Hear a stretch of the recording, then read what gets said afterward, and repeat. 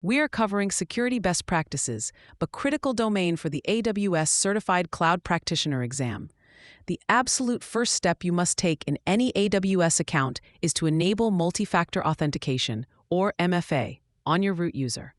The exam will test this by presenting a scenario and asking for the most critical security action to take first. Securing the root account is always the answer.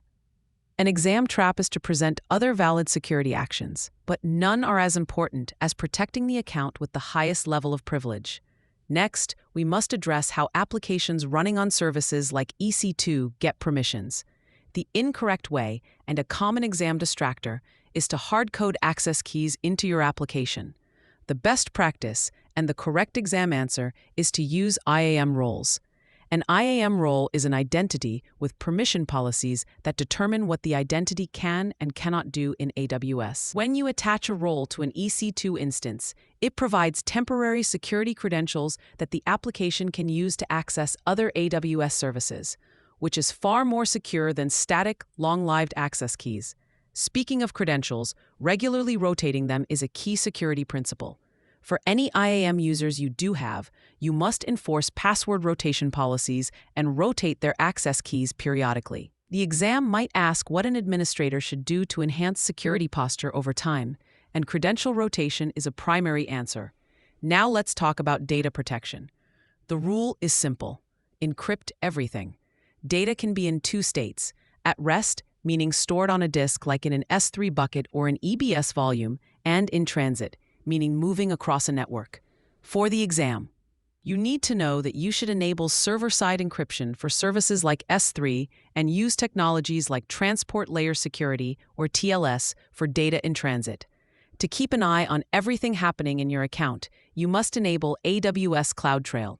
CloudTrail records every API call made in your account, providing a complete audit trail. A very common exam trap is to confuse CloudTrail with CloudWatch. CloudWatch is for monitoring performance and application logs, while CloudTrail is for auditing user and API activity. The exam will give you a scenario and ask which service to use for a specific goal, so knowing this distinction is vital. Finally, all your resources should live inside a virtual private cloud, or VPC. A VPC is your own logically isolated section of the AWS cloud. For the exam, you must understand that resources like databases should be placed in private subnets, which are not directly accessible from the internet. While web servers can be in public subnets, this network segmentation is a fundamental security best practice. To remember these, use this mental shortcut. Lock the front door with MFA. Give out temporary keys instead of permanent copies using roles. Change the locks often by rotating credentials. Scramble all messages with encryption.